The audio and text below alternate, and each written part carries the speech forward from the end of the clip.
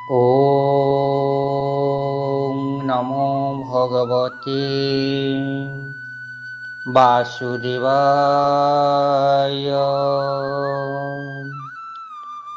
वसुदेवं सुतं देव कंसचाणूरमर्दनं देवकी परमानन्द कृष्ण वन्दे जगद्गुरु। नमो ब्राह्मणदेवाय गोब्राह्मणहिताय च जगद्हिताय कृष्णाय गोविन्दाय नमो नमः।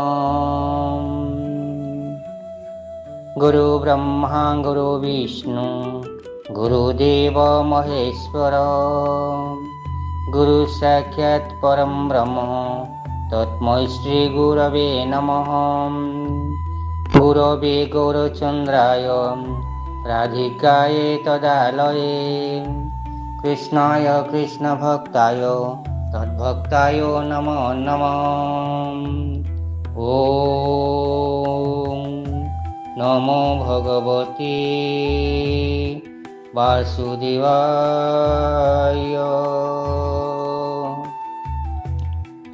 जय श्री कृष्ण, जय राधा रानी। जगतर कर्ता परमेश्वर परमपिता विश्व चिंतामणि कृष्णचंद्र एवं प्रेमर आधारी माँ राधा रानी चरणारविंदरे से दिनहीन अकिंचन अधमर अनंत अनंत कोटि प्रणिपात पूर्वक गीता पिपासु गीता श्रवण करुवा आमर समस्त सुधीवृंद चरणारविंदरे ए सेवक प्रवृत्त रायर अनंत अनंत कोटि प्रणिपात। प्रिय साधन मंडली, आपण माने श्रवण करुछंती श्रीमद् भागवत गीता।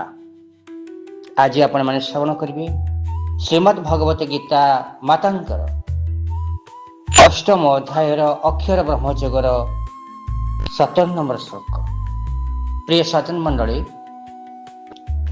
ए संसार रे जे जन्म नहीं से दिन ना दिन मृत्युवरण कर।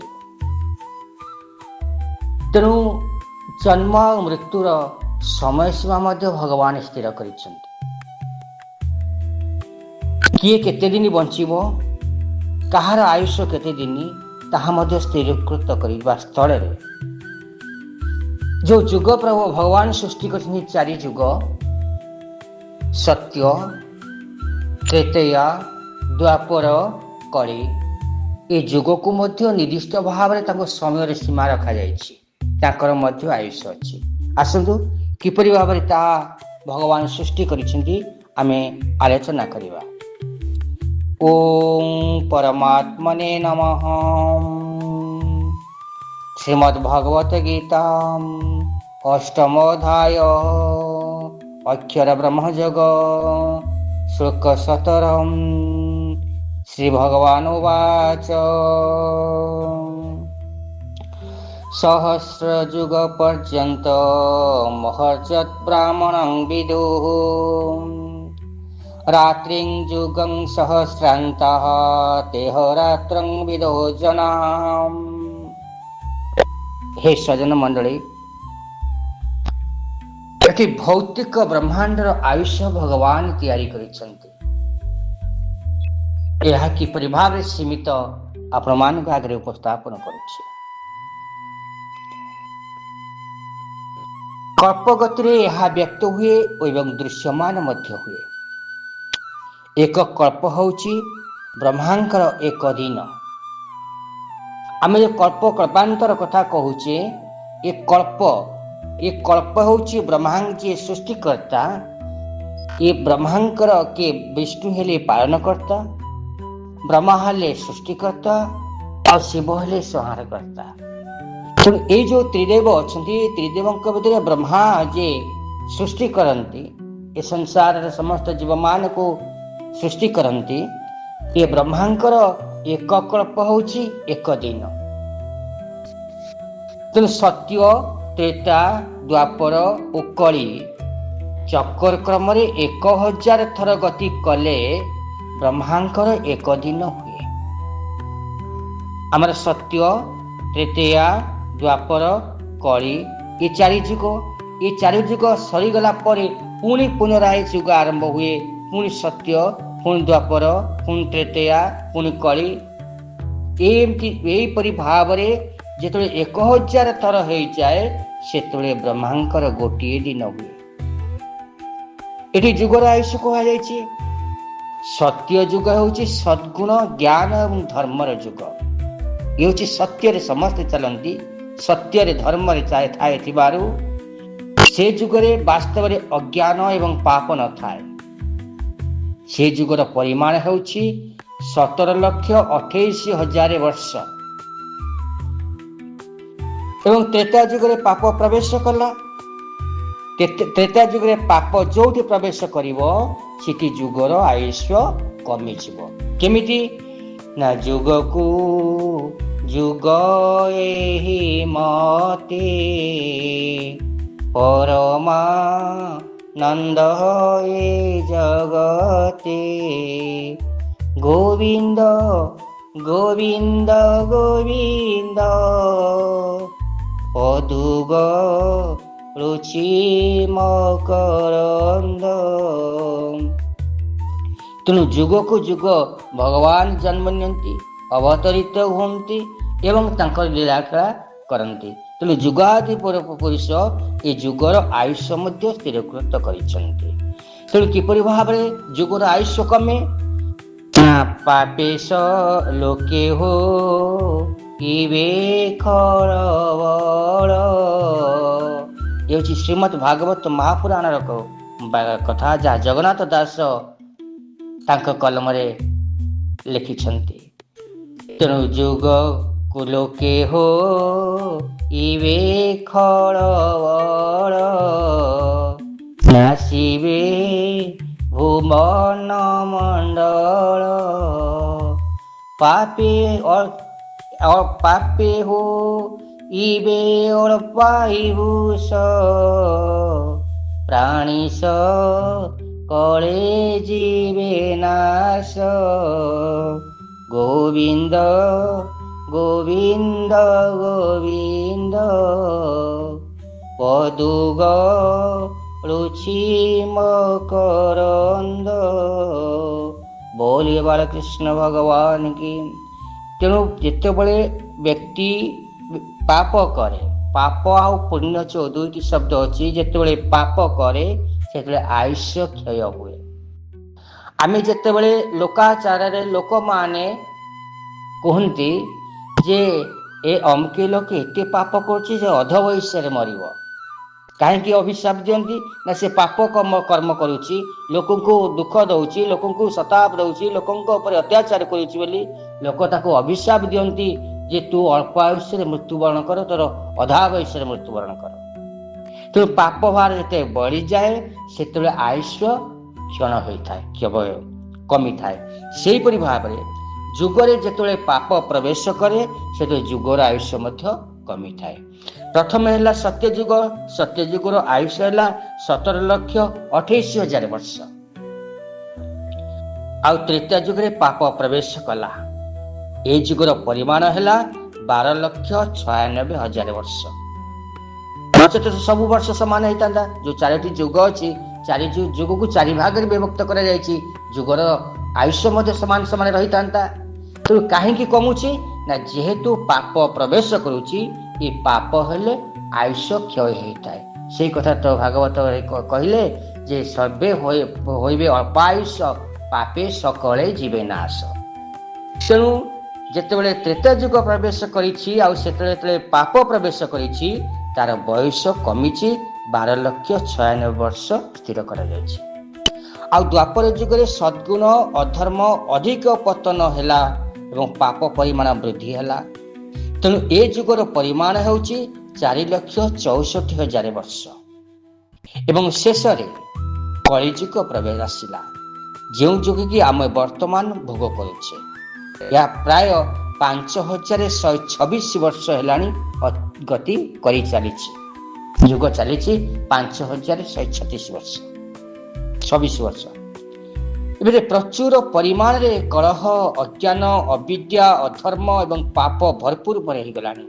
आमे पितामाता को मानुने गुरुजन को मानुने, ब्राह्मण को मानुने, वेद को मानुने, शास्त्र पुराण को मानुने, भगवान को मानुने, केही कहा को आम मानवा को प्रस्तुत नुहे। जी जेमिति चाहला निज इच्छा कर्म कर चली, तेणु पाप तो निश्चिंत हम। कहीं आमको ज्ञान दियंती किए? गुरुजन माने आमको ज्ञान दियंती, सत् पथरे जीवाई उपदेश प्रदान करती, किंतु आम गुरु मान को मानिले नहीं, गुरुजन को मानिले नहीं।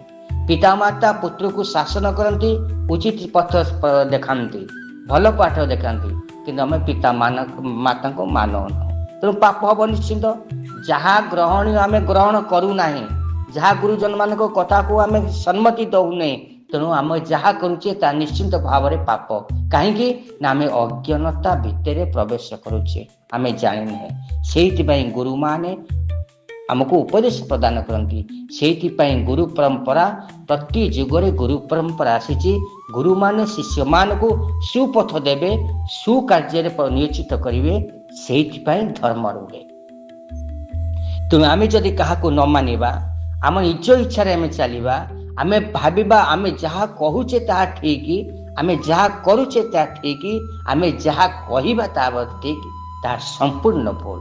से तो गुरुकरण कर गुरु अच्छा, पितामाता अच्छा, उपदेशदेष्टा मंडली अच्छा, तेणु से उपदेश को मानिबा, गुरुजन को मानिबा, शास्त्र पुराण पठन करवा, शास्त्र जहाँ निर्देश करे से अनुसार चलवा, तेबे आमे अल्पायुष हवा नहीं, दीर्घायु हवा। जहाँ श्रीमद् भगवत गीतार कहुई किपरि भाव में बसवा, किपरि भाव में उठा, शज्या त्याग केतेबेले करिबा, केतेबेले खाइबा, कौन खाइबा कौन खाइबा नहीं, केमिति जीवा केमिति जीवा नहीं, केतेबेले शोइबा केतेबेले शोइबा नहीं, ये समस्त तथ्य श्रीमद् भागवत पूरा भागवत गीतार परिपूर्ण भाव में अच्छे, किंतु आम ताहा पढ़िबा पाई प्रस्तुत नुहे, कि जानिबा पाई प्रस्तुत नुहे, कि जानिकी कार्य करिबारे मध्य प्रस्तुत नुहे। तेणु आमको पाप में लगभग निश्चिंत भाव में पाप हेले आम आयुष्य निश्चिंत भाव में क्षणी हम। कहीं भगवान ये जो शरीर सृष्टि करिसेंती, ये शरीर रे आम खाद्य कौन दरकार, आम ताकू ही खाइले ये शरीर पुष्ट रहिबो, सुस्थ रहिबो। आम अखाद्य खाइले निश्चिंत भाव में शरीर ताहा ग्रहण करि परिबो नहीं, क्षति करिबो, रोग सृष्टि करिबो, आ रोग रे ए शरीर नष्ट हो। तेणु प्रकृत में सत्गुण बा धर्म जुगरे नहीं कहले चले। तेणु ये जुगरे परिमाण होउछि 4,32,000 वर्ष कलिजुग आयुष, किंतु जेतिकी परिमाण रे कली प्रवेश कलानी, जेतिकी परिमाण रे धर्म विनष्ट हेलानी, जेतिकी परिमाण रे विधर्मी मानक संख्या बढ़ी गलानी, जेपरि भाव में विधर्मी माने सेमानकर काय विस्तार कलानी, तेणु हुए तो 4,32,000 वर्ष आउरी कमी केवल 32,000 वर्ष रे सीमित हो रही पारे। ये कलिजुग पाप एते दूर वृद्धि हुए जे जुग शेष भगवान कल्कि अवतार रूप में आसती एवं असुर मानक विनाश करती एवं भक्त मान को रक्षा करती। अर्जुन तो सही कथा भगवान को कहले, भगवान श्रीकृष्ण को कहले युद्ध क्षेत्र में, कहले प्रभु आपण तो गोलोक वृंदावन रुहंती, आपण तो राजाधिराज, आपण तो ये संसार सुख सचित आनंदर स्वरूप, आपण माँ कमलिनी पाखे रुहंती, गोलोक वृंदावन रुहंती, वैकुंठ भुवन रुहंती, जो सदा सर्वदा सूर्यंकर आतजात रही है, सदा सर्वदा पवनर आतजात रही है, सदा सर्वदा सुख शांति परिपूर्ण होता है, आ सदा सर्वदा आपण सुखरे थांती, किंतु आपण ए धराधाम जन्म नहीं मातृजोनिर दुख भाई ये संसार रोग व्याधि पड़ी ये संसार दुख को कहीं उपभोग करती, कहीं दुख को आसती, ये संसार तो दुखालय, ये दुख कहीं आपण प्रवेश करते, कहीं जन्म नियंती। भगवान श्रीकृष्ण से दिन अर्जुन को कहते, अर्जुन रे मुझे जन्म मो पाई निए नहीं, जितेबले मोर आवश्यकता पड़े सेतेबले मुझे धरा पृष्ठ रे जन्म निए। भगवान अर्जुन कहले प्रभु केतेबले आपनकर आवश्यकता पड़े, सेठी ही से कहते जदा जदा हि धर्मस्य ग्लानिर्भवति भारत अभिथानं मधर्मस्य तदत्मानं सृजन्यम। ଯେତେବେଳେ ମୋର ଆବଶ୍ୟକତା ପଡ଼େ, ଯେତେବେଳେ ଧର୍ମ ବିନଷ୍ଟ ହୁଏ, ଯେତେବେଳେ ଧର୍ମକୁ କଷ୍ଟ ହୁଏ, ବିଧର୍ମୀ ମାନଙ୍କ ସଂଖ୍ୟା ବଢିଯାଏ, ସେତେବେଳେ ଜନ୍ମ ନିଏ। ଆଉ କଣ କରେ? ବିନାଶାୟ ଚ ଦୁଷ୍କୃତମ୍ ଯଦା ଯଦା ହି ଧର୍ମସ୍ୟ ଗ୍ଲାନିର୍ଭବତି ଭାରତ ଅଭିଥାନଂ ମଧର୍ମସ୍ୟ ତଦାତ୍ମାନଂ ସୃଜନ୍ୟମ୍ ପରିତ୍ରାଣଂ ସାଧୁନା विनाशाय च दुष्कृतम् धर्म संस्थापनार्थयं संभवामि जुगे जुगे। भगवान कृष्ण से दिन अर्जुन को कहते, हे सखा, मो पाई जन्म नुए नहीं, जेतेबेले मोर आवश्यकता धरा पृष्ठ पड़े सेतेबेले अवतीर्ण हुए। केतेबेले ना जेतेबेले धर्म को विनष्ट करा जाए, जेते धर्म को केही मानती नहीं, जेतेबेले धर्म को कष्ट हुए, जेतेबेले मो भक्त माने धर्मर द्वाही दे प्रपीड़ित होती विधर्मी मानक द्वारा, सेतले मो जन्म निए मो भक्त मान को उद्धार करिबा पाई, आउ शत्रु जो विधर्मी मान को विनाश करिबा पाई, आ पुनः धर्म की प्रतिष्ठा करने मु अवतीर्ण होता। तेणु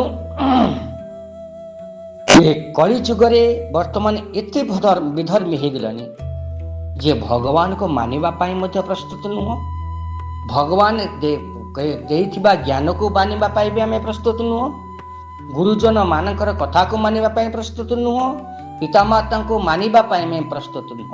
तेणु पाप तो निश्चित ही हो। तो कली जुगर पाप एते दूर वृद्धि होइछि जे भगवान कलिक अवतार हे धराधाम अवतीर्ण हे, तापरे आउ गोटे सत्य युग आरंभ हुए। एहीपरि युग चक्र गति करी चले, एहीपरि ए चारि युग चक्र क्रमरे 1000 थर अतिक्रम कले सृष्टिकर्ता ब्रह्मांकर एक दिन हुए एवं सेही परिमाण रे समय तांकर एक रात्रि मध्य हुए। 1000 थर युग परिवर्तन हुए, ब्रह्मांकर गोटे दिन हुए एवं 1000 थर मध्य परिक्रम कले ब्रह्मांकर गोटे राति हुए। यही प्रकार ब्रह्मा 100 वर्ष बंचती एवं तत्पर मृत्युवरण करती।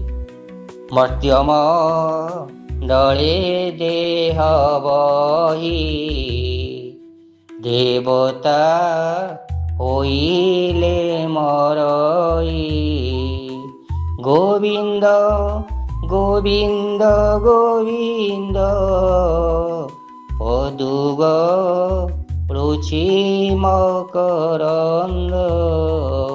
बोलिए बाल कृष्ण भगवान की जय।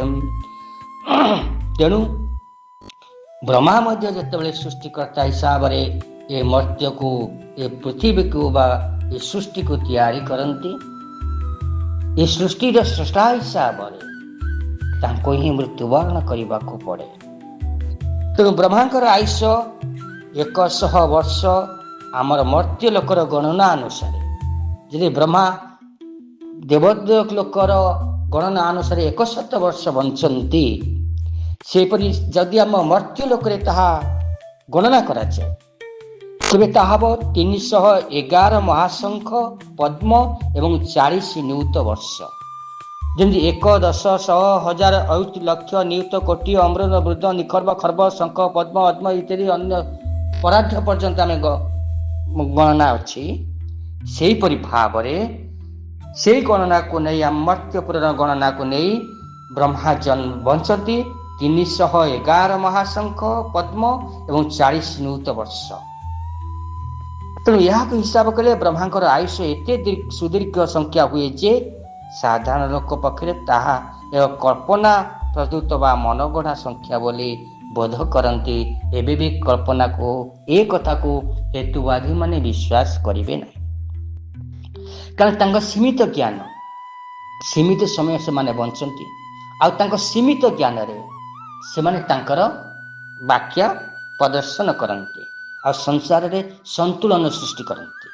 जेपरि राक्षस मानकर प्रभाव बढ़िले, राक्षस माने भगवान को मानती नहीं, से प्रवृत्ति से पुणी ଅଳ୍ପ ଆୟୁଷ ହେଇ ମୃତ୍ୟୁବରଣ କରନ୍ତି। ରାବଣ ଥିଲାବେଳେ ଭଗବାନ କୃଷ୍ଣକୁ ରାମକୁ ମାନି ନଥିଲେ। କଂସ ଥିଲାବେଳେ ଭଗବାନ କୃଷ୍ଣକୁ ମାନି ନଥିଲେ। ତେଣୁ ଯେଉଁ ଯେଉଁ ଅବତାରରେ ରାକ୍ଷସ ମାନଙ୍କ ପ୍ରବୃତ୍ତି ବଢିଯାଏ ସେତେବେଳେ ସେ ଭଗବାନଙ୍କୁ ମାନିବାକୁ ପ୍ରସ୍ତୁତ ନୁହନ୍ତି, ସେମାନେ ନିଜକୁ ଭଗବାନ ବୋଲି ମନେ କରନ୍ତି। କିନ୍ତୁ ଅନ୍ତକାଳ ତୁଳନାରେ ଏହା ଅତି କମ୍ ସମୟ, ଯେପରିକି ବିଦ୍ୟୁତର ସ୍ମରଣ ପ୍ରତି କ୍ଷଣସ୍ଥାୟୀ।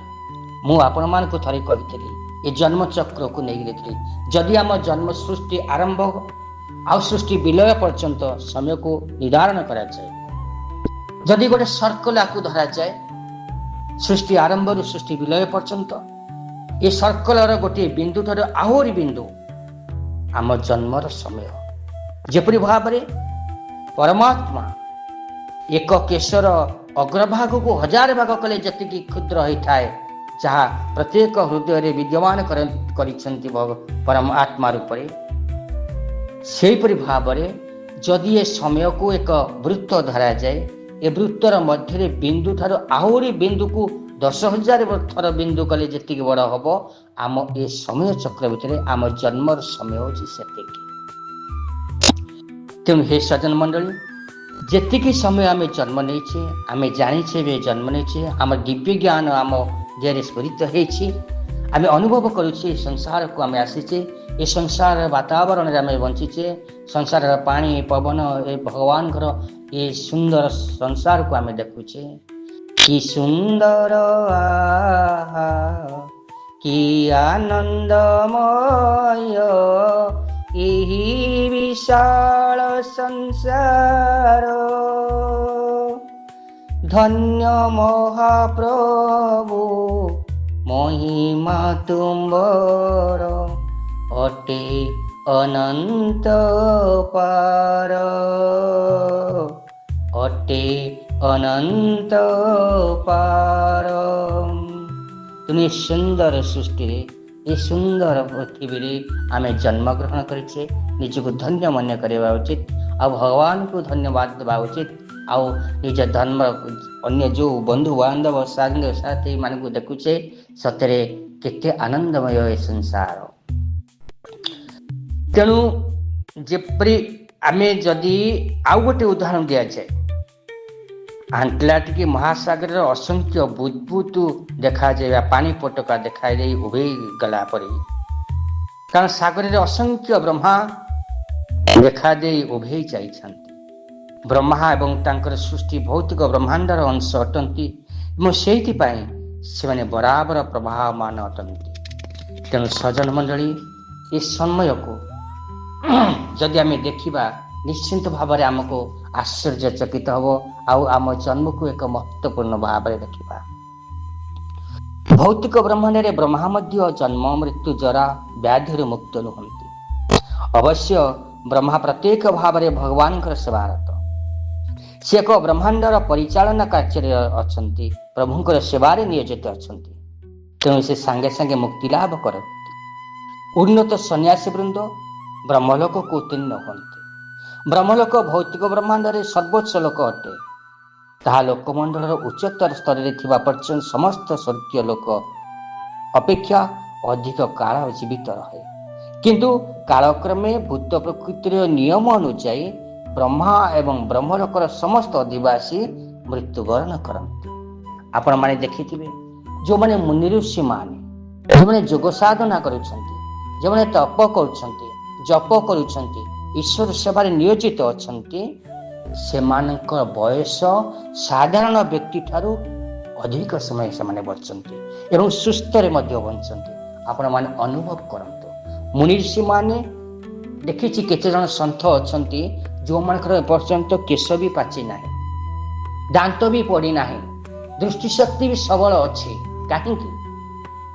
ସେମାନେ ସାଧନା କରନ୍ତି, ଜପ କରନ୍ତି, ତପ କରନ୍ତି, ଈଶ୍ୱରଙ୍କୁ ବିଶ୍ୱାସ କରନ୍ତି, ଗୁରୁ ଗୁରୁଜନ କଥାଙ୍କୁ ମାନନ୍ତି ଏବଂ ଏ ସଂସାରରେ ମଧୁମୟ ଭାବି ସମସ୍ତଙ୍କୁ ସମାନ ଦୃଷ୍ଟିରେ ଦେଖନ୍ତି।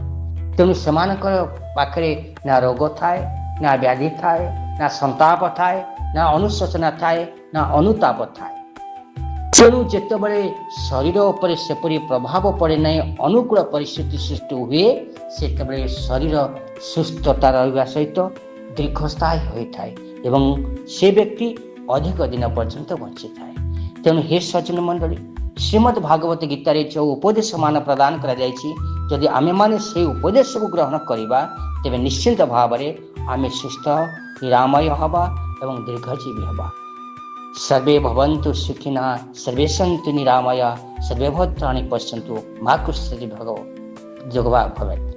यही न्याय हे सज्जन मंडली, आपण मान आगे ये श्लोक उपस्थापन करी पुणी द्वितीय श्लोक 18तम श्लोक को जीवी। जय जगन्नाथ, जय श्री कृष्ण। ओम नमो भगवते वासुदेवाय। अथ श्रीमद्भगवत गीता अष्टमोऽध्याय अक्षर ब्रह्मजग श्लोक संख्या 18। श्री भगवान उवाच अव्यक्तादं व्यक्तं च ये सर्वः प्रभवन्त्यं हरागमे रात्र्यागम्ये प्रलीयन्ते त्रैवाव्यक्तं संज्ञके। अर्थात अल्पबुद्धि संपन्न जीवगण ए भौतिक जगत रे रहिबा को चेष्टा करते एवं निज निज कर्मानुसार केही के उच्चतर लोक को उत्तीर्ण हुअन्ति तो केही के नीचतर लोक को पतित हुअन्ति। आम जो 84 लक्ष जोनि अछन्ति, ए 84 लक्ष जोनि नीच ठारू उच्चतर पर्यंत जन्म चक्र रही। केमिति भाव ना 84 लक्ष जोनि को 4 भाग विभक्त करा जायछि। 14 × 4 14 56 कोटी 56 कोटी जीव सृष्टि होइछन्ति। ए 56 कोटी जीव जो कहूचे आमे, ए 56 कोटी जीव मानक मध्य जो 4 भाग विभक्त करा जायछि। एक हेले उड़ा जो मैंने आकाश रे उड़ुछंती, मशा ठारू आरंभ करी गरुड़ पक्षी पर्यंत जेते सब रहिले जो मान पक्षी अच्छी से माने उड़ती तांको उड़ा बोले कहुए।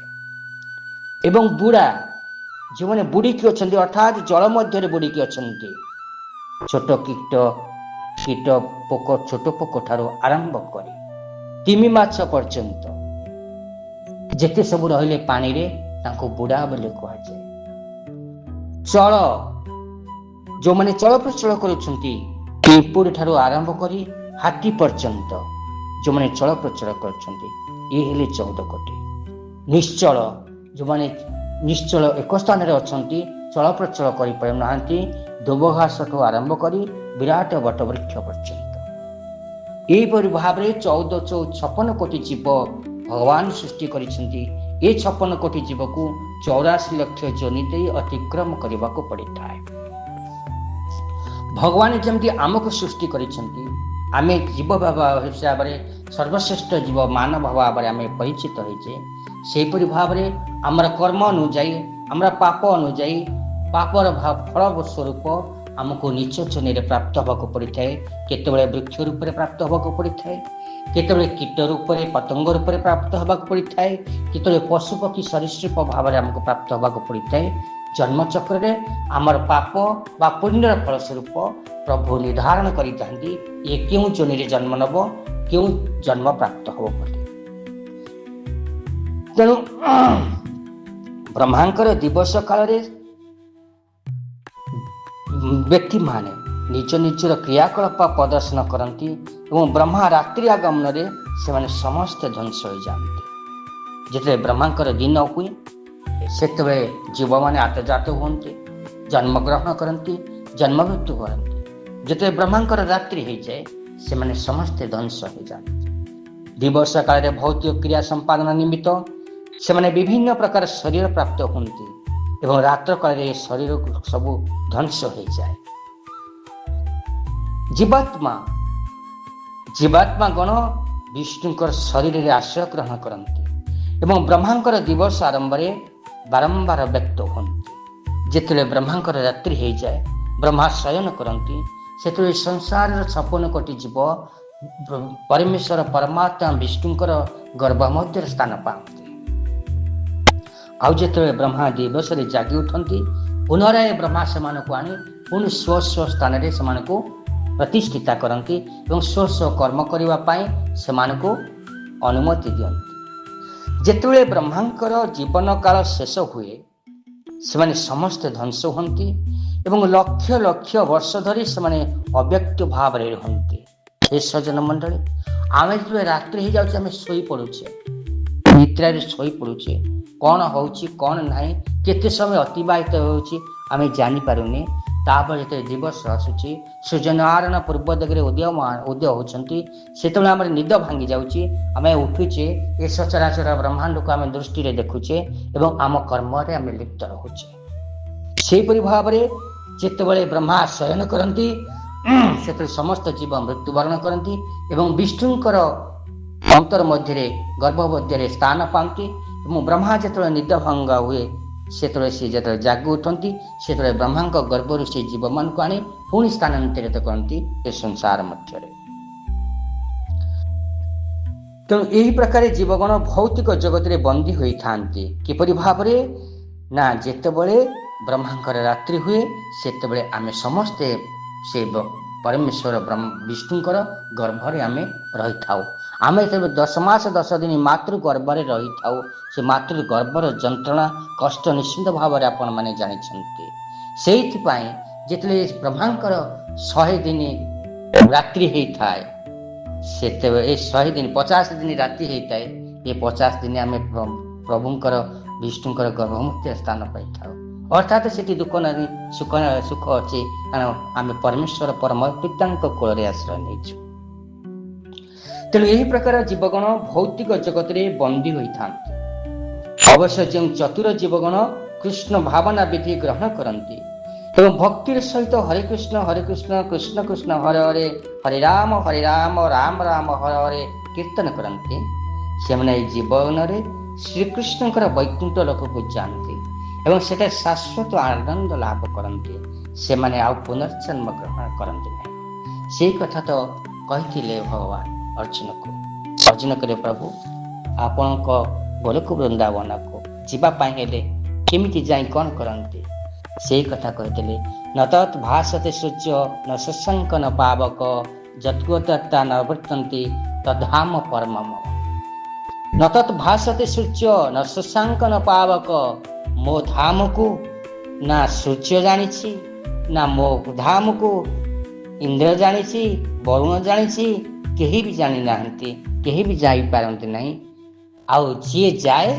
सीठू आउ केबे फेरे ना। तेणु हे सज्जन मंडली भगवान ये अद्वितीय गुण केवल जे अर्जुन को कही ता नुह ये सारा संसार जीवगण मान को कही सारा संसार जीव माने ही आताजात होगापाई बंचापाई रही कार्यकल्प करने सुखरे बंचापाई वैकुंठ धाम को जीवापाई हेले यदि प्रभुंकर ए उपदेश को आम मानिबा आम निश्चित भाव में आम जीवन आनंदमय एवं सुखमय हो पारिबो। तेबे आसंतु आम 19तम श्लोक को जीवा भूत ग्राम सएवायं भूत्वा भूत्यं प्रलयते रत्यागमे अवश्य पार्थं प्रभवत्यं हरागमे। अर्थात बारंबार दिन आसे ब्रह्मांकर गोटे दिन पर आउ गोटे दिन आसे एवं समग्र जीव समाज पुणी क्रियाशील हो उठती। भगवान कहते हे पार्थ दिन में पुणी रात्रि आसे एवं रात्रि पर पुणी दिन आसे से माने असह्य भाव में विलुप्त होता जीवगण। तेणु सज्जन मंडली भगवान ये अद्वितीय सृष्टि भगवान ये संसार ये भगवान का संसार को आम आसी भगवान ये सृष्टि जो तैयारी करिसेंती अनंत करी ब्रह्मांड को सृष्टि करिसेंती। ब्रह्मांड माळ माळ होई जालोम कूपे विराजई गोविंद गोविंद गोविंद ପଦୁବ ରୁଚି ମକରନ୍ଦ। ତେଣୁ ବ୍ରହ୍ମାଣ୍ଡ ମାଳ ମାଳ ବ୍ରହ୍ମାଣ୍ଡ ଯେତେବେଳେ ପ୍ରଭୁଙ୍କର ଲୋମକୁ ପରେ ସ୍ଥାନ ପାଇଛି, ଏତେ ବଡ଼ ଦୁନିଆ ସୃଷ୍ଟି କରି ମଧ୍ୟ ପ୍ରଭୁ କେବେ କୁହନ୍ତିନି ଯେ ଏ ସୃଷ୍ଟିଟା ମୁଁ କରିଛି ବୋଲି। କିନ୍ତୁ ଆମେ ଅହଂଭାବବଶତଃ ଅଳ୍ପ ବୁଦ୍ଧି ସମ୍ପନ୍ନ, ଅଳ୍ପ ଆୟୁଷ ଥାଇ ମଧ୍ୟ କ୍ଷଣିକ ମୁହୂର୍ତ୍ତକ ପାଇଁ ଆମେ ଜୀବନ ପାଇ ମଧ୍ୟ ଆମେ ଅହଙ୍କାର କରି ବସୁଛେ, ବଡ଼ିମା କରି ବସୁଛେ। ଏ ଅହଙ୍କାରରେ ଏ ମୋ ପୁତ୍ର, ଏ ମୋ କନ୍ୟା, ଏ ମୋ ଘର, ଏ ମୋ ଗାଡ଼ି, ଏ 10 ତଲା ବିଲ୍ଡିଂ ମୁଁ କରିଛି, ଏହିପରି ଭାବରେ ଆମ ମନ ଭିତରେ ଯେଉଁ ପାପ ଗ୍ରାସ କରେ, ସେଇଥିପାଇଁ ଆମକୁ ଅଳ୍ପାୟୁଷ ହେବାକୁ ପଡ଼େ ଏବଂ ଅଳ୍ପାୟୁଷରେ ଆମେ ଅନେକ ରୋଗ ବ୍ୟାଧିରେ ଶିକାର ହୋଇ ଶେଷରେ ଯେତିକି ଦିନ ବଞ୍ଚିବା ପାଇଁ ଆମେ ଆସିଥିବା ସେତିକି ଦିନ ବଞ୍ଚିବା ପୂର୍ବରୁ ଆମେ ଅଳ୍ପ ବୟସରେ ମୃତ୍ୟୁବରଣ କରିବା। ତେବେ ସଜ୍ଜନ ମଣ୍ଡଳୀ, ଆପଣମାନଙ୍କୁ ନିବେଦନ, ଶ୍ରୀମଦ୍ ଭଗବତ ଗୀତାର ଏହି ଗୂଢ଼ ରହସ୍ୟକୁ ଆପଣମାନେ ବୁଝିବା ପାଇଁ ଚେଷ୍ଟା କରନ୍ତୁ ଏବଂ ବୁଝିକି ନିଜ ଜୀବନରେ ଯଦି ଲଗେଇବା, ତେବେ ନିଶ୍ଚିନ୍ତ ଭାବରେ ଆମେ ଦୀର୍ଘାୟୁ ହେବା, ଆଉ ରୋଗ ବ୍ୟାଧିରୁ ମୁକ୍ତି ହେବା, ଜରାବ୍ୟାଧିରୁ ମୁକ୍ତି ହେବା ଏବଂ ପ୍ରଭୁଙ୍କର ସେ ଅଦିତ୍ୟ ଧାମକୁ ଆମେ ନିଶ୍ଚିନ୍ତ ଭାବରେ ଯିବା। ତେବେ ଆସନ୍ତୁ ଆଜିର ବାଣୀକୁ ବିଶ୍ରାମ ଦେବା। ଯଦି କିଛି ଭୁଲ ରହିଥାଏ ତେବେ ନିଶ୍ଚିନ୍ତ ଭାବରେ ଆପଣମାନେ ଆପଣଙ୍କ ସେହି ସୁହୃଦୟ ବିଶାଳ ହୃଦୟରେ କ୍ଷମା କରିଥିବେ ବୋଲି ମୁଁ ନିଶ୍ଚିନ୍ତ ଭାବରେ ଆଶା ପୋଷଣ କରୁଛି। ତେବେ ଆସନ୍ତୁ ଆଜିର ବାଣୀକୁ ବିଶ୍ରାମ ଦେବା। ସର୍ବେ ବୋଲନ୍ତୁ ହରି ହରି, ହରି କରିବେ ଭବ ପାରି, ଗୋବିନ୍ଦ ଗୋବିନ୍ଦ ଗୋବିନ୍ଦ ପଦୁଗ ରୁଚି ମକରନ୍ଦ। ସର୍ବେ ଭବନ୍ତୁ ସୁଖିନଃ, ସର୍ବେ ସନ୍ତୁ ନିରାମୟଃ, ସର୍ବେ ଭଦ୍ରାଣି ପଶ୍ୟନ୍ତୁ, ମା କଶ୍ଚିତ୍ ଦୁଃଖ ଭବେତ୍। ଓಂ ଶାନ୍ତିଃ, ଓಂ ଶାନ୍ତିଃ, ଓಂ ଶାନ୍ତିଃ।